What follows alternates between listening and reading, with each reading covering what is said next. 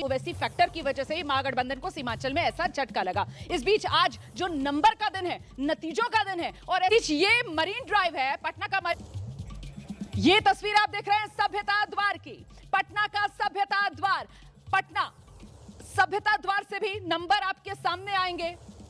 और पटना जिसका पुराना नाम पाटलिपुत्र, और किस तरीके से ये गुप्त साम्राज्य की भी राजधानी रही है, और उसके बाद सम्राट अशोक से लेकर शेरशाह तक ने इसको अपनी केंद्र बनाया और यहां से शासन चलाया है। तो इसीलिए ये अलग अलग जगह राजधानी पटना की, जहां से आज नंबर आप तक पहुंचेगा। मरीन ड्राइव की तस्वीर आप देख रहे हैं, यहां से नंबर आप तक पहुंचेगा।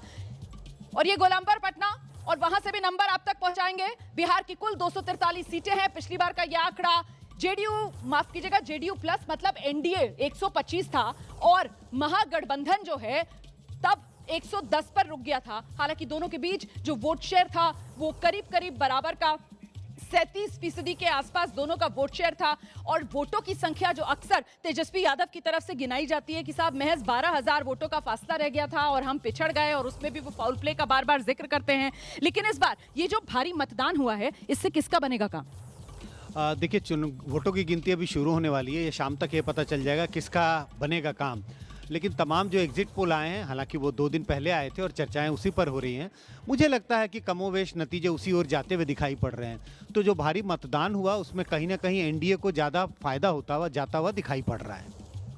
बिल्कुल आरती, बिल्कुल एनडीए को जो ट्रेंड्स एग्जिट पोल ने दिखाई वही लग रहा है कि वही होल्ड करेगा आज। और जरा सा आपको रोकूं, ये तस्वीरें दिखा रहे हैं ना हम, और कई लोगों के मुंह में पानी आ रहा होगा इन तस्वीरों को देखकर। दरअसल ये पटना बीजेपी ऑफिस की तस्वीरें हैं, और यहाँ पर देख लीजिए जरा किस तरीके से अलग अलग व्यंजन बन रहे हैं। अभी तो जलेबी छानी जा रही है यहाँ पर, और उससे पहले सत्तू के पराठे गरम गरम यहाँ पर सेके जा रहे थे। और सर्दियों का मौसम है, गुलाबी सर्दी वाला मौसम, मनोज जी बेहतर तरीके से बता पाएंगे। सत्तू के पराठे और गरम गरम जलेबी, नाश्ते की बढ़िया तैयारी। ये दोनों डिश बिहारियों के लिए बहुत पसंद वाली चीज़ है, और हम लोग तो इतने दूर हैं और हम लोग भी इसकी तलाश में रहते हैं। लेकिन आज देखना है कि बक्से से क्या निकलता है, जो मर्द पेटी है उसमें क्या निकलता है। संजय जी भी खुद को रोक नहीं पा रहे हैं, कुछ कहना चाह रहे हैं? नहीं, पानी आ रहा है मुंह में। मुंह में पानी तो जरूर आ रहा है, लेकिन मुझे लगा मॉडर्नाइज हो गया है। हम सोच रहे थे लिट्टी बन रहा होगा, लेकिन यहाँ सत्तू के पराठे बन रहे हैं।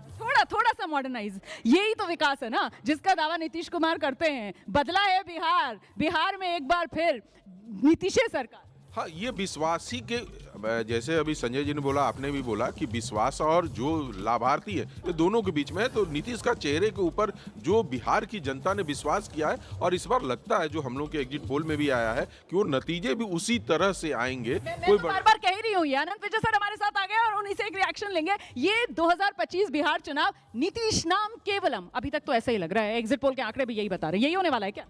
मुझे लगता है उसके साथ मोदी भी जोड़ दीजिए। अच्छा, मतलब वो जो बीजेपी ऑफिस के बाहर पोस्टर लगा हुआ है ना, 2025 मोदी नीतीश। नमो का मतलब है नीतीश एंड मोदी।